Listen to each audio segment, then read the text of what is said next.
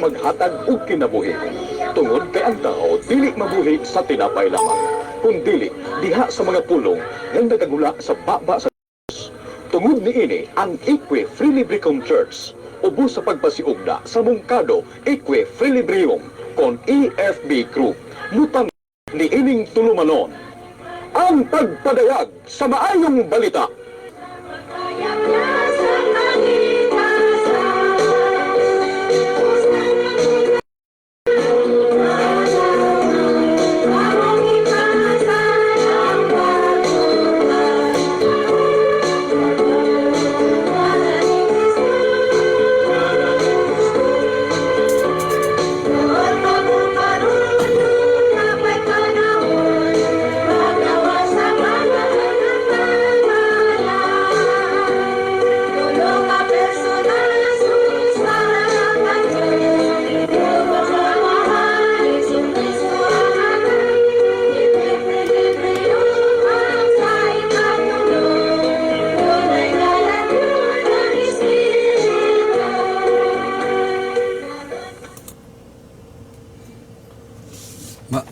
Ayong gabi, kaninyong tanan, mga kaigsunan sa Ginoo. Praise the Lord nga nausab kita karon sa iyang presensya bisan pa sa kadaghang mga pagsulay o kalisdanan nga atong nasinati karong mga panahona.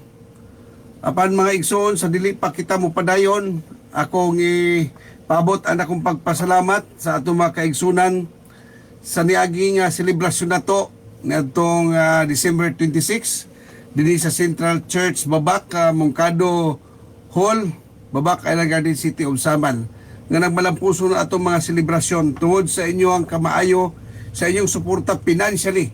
Ubot ko lang ipambit ang among pagpasalamat sa inyo ang tanan. In behalf of the APWR Board of Trustees officials, Central Church Mungkado Hall, Babak, Island Garden City of Samal, sa among tibok na kasing-kasing, kami nagapasalamat kaninyo sa inyong dako ug halangdong pinansyal nga suporta nga inyong gihatag alang sa 100 years nga selebrasyon sa atong Divine Master Equilibrium. Tungod sa inyong pagpamanggihatagon ug walay pagduha-duha nga pagtabang, nahimo malampuson ug malinaon ug makahuluganon ang amaong selebrasyon. Ang inyong kontribusyon dako kayo og tabang aron pagpadayon ug pagpalig-on ang mga kalihukan nga mga pasidungog sa atong Divine Master nga ug sa iyang mga pagtulunan. Hinaut nga ang Ginoo magpadayon ug pagpadalangin kaninyo ug sa inyong pamilya. Sa mayong panglawas, kalinaw sa hunahuna ug kadagaya sa tanang aspeto sa kinabuhi. Ang inyong suporta magpabilin nga usa ka dakong inspirasyon alang kanamo ug sa umabot nga mga henerasyon. Balikon ko daghang salamat ug hinaot ang magpadayon ang atong panaghiusas pag-alagad. Akong pagpasalamat ang sa pamilya ni Igsoon Nick and Anon Taklob family, kung Sisok, Jean Andes, Mirna Castillo, Hanilin and Vincent Panario, Lorita Ramo, Josephine Magallanes, Erlinda Bataycan, Yolanda Pacanya, Erlinda Manikis, Yolanda Rua, Sipada Family, Mrs. Nanit Hansen of Germany.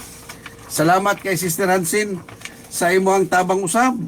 Kang Sister Daday Apiki, kang Honorable Kagawad Federico Bontilao Jr., Sister Mirit Neminso, Edith Daguman, Bernard Daguman, Roger Daguman, Bobby Cadalinya, Roderick King Lantaya, Leopoldo Kwambot, Tilma Kwambot de la Cruz, Sister Ilay Muso, Oscar Sipada and Children, Teresita Bukar, Aning Dagpin, Rosalyn Bulay, Marites Bulay, Judith Dagpin Tulok, Josephine Castro, Jubito Bacon, JB Bacon, Jilly Ritza, Luida Sabanal, Mr. and Mrs. Christopher and Lablab Montijo, Milfred Castillo, kang Nilson Maghinay, Merna Abiluila, Remedios Ricaport, Mr. and Mrs. Clarita Pacquiao, Milincio Canopin, Mr. Mario Buagas, Jocelyn Marino and family, Mr. and Mrs. Ramel Cani, Edie Kadupin, Sister Mirla Morales, Mr. and Mrs. Bobby Maribic Maglana, Aileen Biras, Mr. and Mrs. Leonardo Zamora, Kagawad Ristitan, Sister Lorna Makiling and family, Reverend Honorable Richard Makiling, Cesar Kanupin, Joybill Dinampusaga, Honorable Vice Mayor Richard Gindulman, Ilmarie Cani Madilin Medallion, Jocelyn Labarinto, Christine Kanupin, DC Sipada, Mr. and Mrs. Rose and Helen Espinosa from Hawaii, Sister Jocelyn Rapisora, Sister Lolita Miranda, Roy Mansiras, Darlene Jane Katuga, Saturnina Marco, Luzabel Monteroso, Priscilla Antiquesa, Ninita Cadilinia, Nida Antipuesto Ranes, Mr. and Mrs. Rolando Kit Pintor, Pilin Chowa, April Joy Gador Tangian, Christopher John Danila, Arman Bulay, TC Danila, Jimilin Pilinyo, Rosel Pilinyo, Hinilita Pilinyo, Lia Lantaya, Merna Bulay, Jean Andes, Duni Sabas, Basang Calatrava, Leonora Manatad, Jean Kaung, Rebecca Kumpay, Teodoro Morales, Jose Manatad, Edgardo Lidisma Gargar, Edgardo Lidisma Jikjik, JJ and Attorney Queenie Lidisma, Lisa Marilao, Jonard Ritza, Maria Dulce Ricanya, Mr. and Mrs. Bernardo Rose and Pamad, Niminso Family, Evangeline Olpok, Jennifer Brigoli, Nanay Ignacia de la Cruz o Bansalan Davao del Sur, Brother si Ildrids Zuralta, Edgar Burgos, Angelo Rabo Macas. Mga kaigsunan, sa mga nato masidwa nato nabasa, mga kaigsunan, ang tanan akong ipasalamatan. Kay wala mapadayon ang atong selebrasyon kung wala kamo, ug salamat kayo sa inyong tabang. Hinaut ang gugma sa Dios magapabilin sa inyong kasing-kasing mga padayon sa paghimaya sa atong master. So padayon ta mga kaigsunan, nining atong tapito kung atong tan-aon ang kalibutan karon daghang katalagman sama sa bagyo linog ganina mga igsoon giuyog na punta nagpahinumdon na pud ang Ginoo kanato na ang kagutom ug mga paghitabo nga makapadlok usahay mangutana ta ngano man nga gitugutan kini sa Ginoo. Ang kalisdanan dili lang hulga o kadaot usa ka paagis pagpukaw sa katawhan. Nagpakita kini nga usahay ang dakong kalisdanan sama sa kalamidad, injustisya, crisis mao'y magpupugos sa mga tao nga mubuka ang mga mata sa tinuod nga kahintang, sa katilingban, pinaagi sa kasakit o kapildihan, mamata ang kahibalo, panaghiusa og kusog o kaisog sa katawan, aron mubarog o mubag-o ang pangita ug mangita og hustisya. Busa ang katalagman igalag ison nahimong mitsa sa kausaban usa ka pahimbangno nga ang pagmata ug paglihok sa katawhan mao ang yawi sa pagpalambo ug panalipod sa kaugmaon. Apan mga igsuon, dili kini aron silutan kita kundi aron pukawon kita. Because every disaster is a wake-up call from God. A reminder that the Lord is still speaking, is still calling His people to repentance and faith. Busa karong gabi una, atong pamalandungan ang mensahe sa Ginoo nga nag-ingon, ang katalagman mao ang pagpukaw sa katawhan. Galang ison, atong lantawon kini og sumala sa nakasulat sa Biblia sa Amos kapitulo 4 bersikulo 6 hangtod sa 8, 10 ug sa 11, apan bisan pa niini wala kamo manumbaling kanako, nagaingon ang Ginoo. So nagpahibang no ang Ginoo igsoon sa katawhan. Si God allows hunger, drought and calamities not to destroy us but to remind awaken us. Disasters are God's alarm clock reminding a sleeping world to come back to Him. So klaro igsoon, busa usa ka pananglitan sama sa usa ka amahan nga makakita ang iyang anak nagpalayo kung dili siya maminaw usahay muhimo siyang paagi aron maka mata ang iyang anak, not to hurt him but to bring him back home. Mga kaigsunan, mao ni ang unang lantaw na to. Ang una is dili kini parusa kun dili pagpukaw kini. Atong lantaw ang balang kasulatan sa unang ikaduhang Kronikas City 3:14, kung sirhan ko ang langit ingon ang Ginoo, aron walay ulan, apan kon ang akong katawhan magpaubos, magampo, mangita sa akong naong ug mulikay sa ilang daotang dalan, ako magapatalingog ikan sa langit ug pagaayuhon ko ang ilang yuta. Imagine ang Ginoo. Nagpadayag ang Ginoo. Kung kita daw magpainubsanon, magtawag kaniya, andam siyang magpatalingog. Mga kaigsunan, atong lantawon karong panahon na, sa pipila ka dagan nga panahon, sa diha nga kita pukawon sa Ginoo, usa pa nato mamasampit ang Ginoo. But kung wala ni mga kaigsunan, usay di nato mapansin o pagsampit ang Ginoo.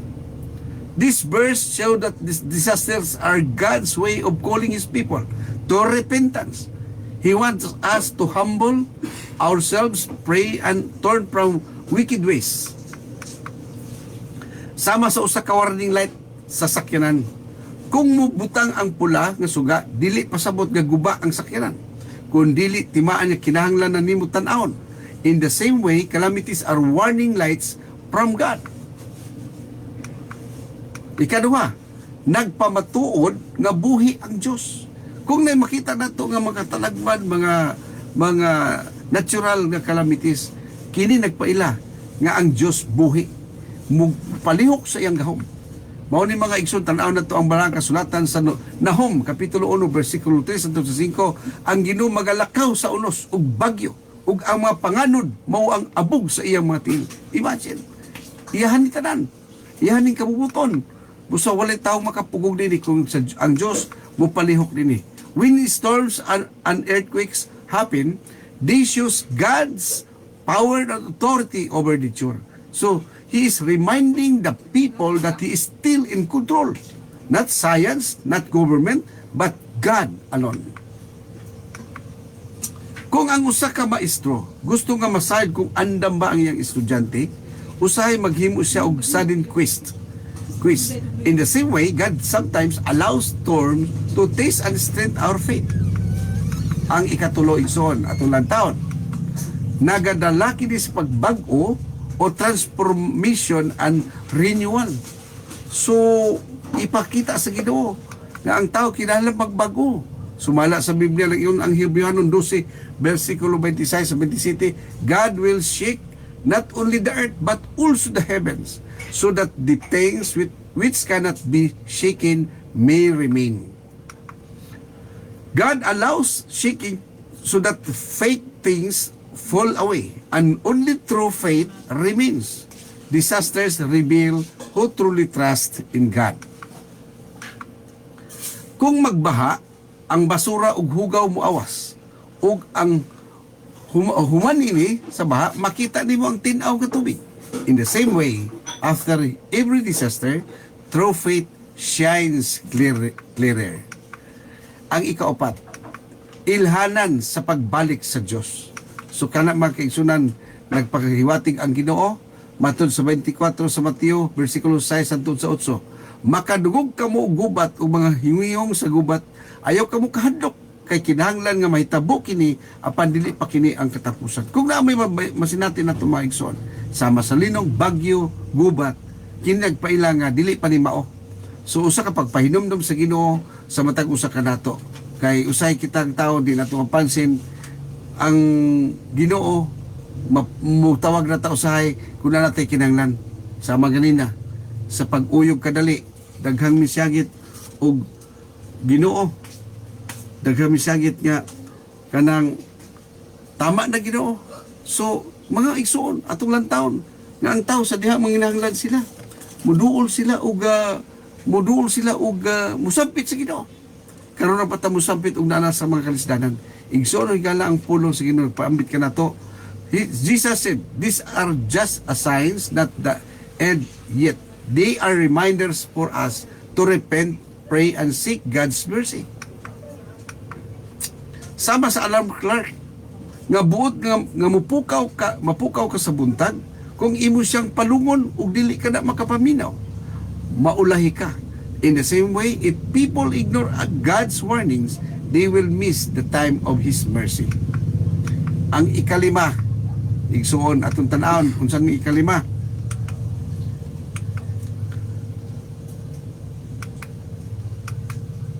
Mga kaigsunan, ang katalagman, balikon ako. Dili pasabot nga biyaan ta sa Dios. It means He still cares and He wants us to wake up and turn back to Him.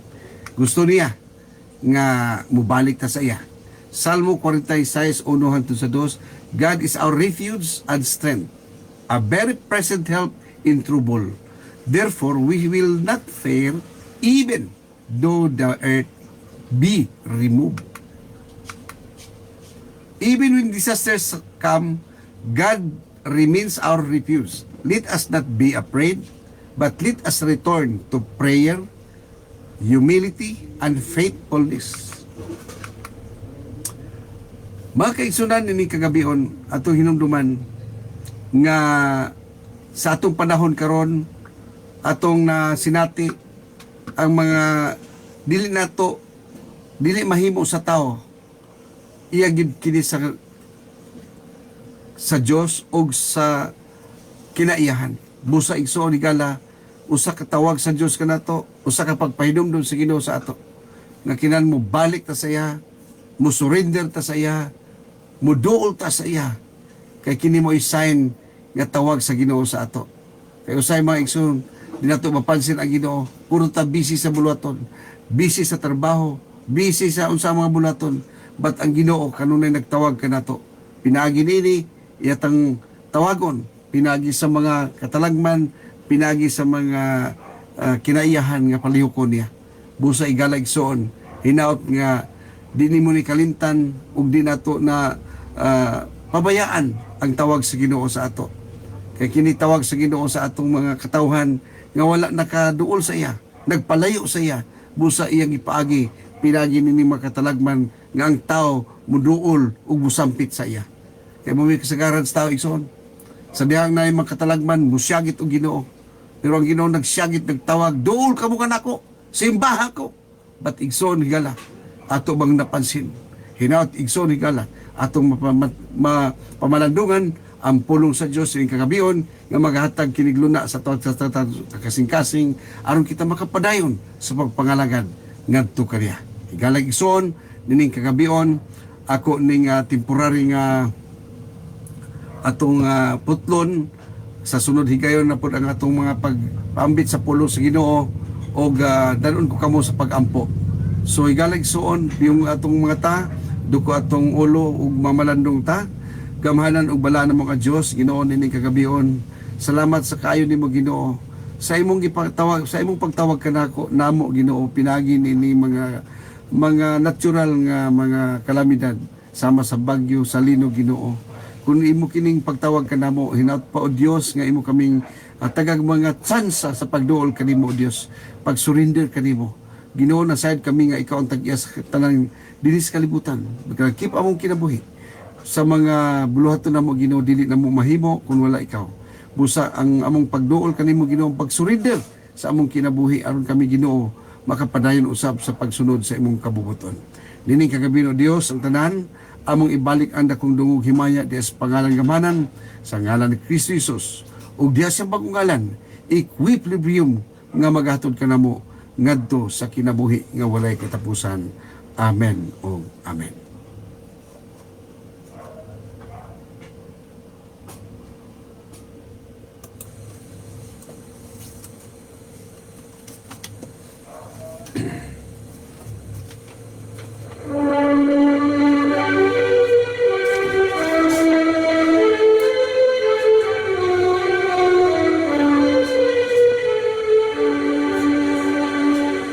Kalipay sa tawo, kalipay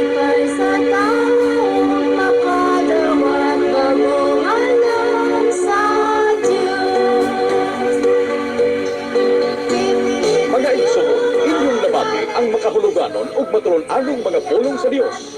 Hinaot na kini makakaplag ug luna diha sa inyong kasing-kasing.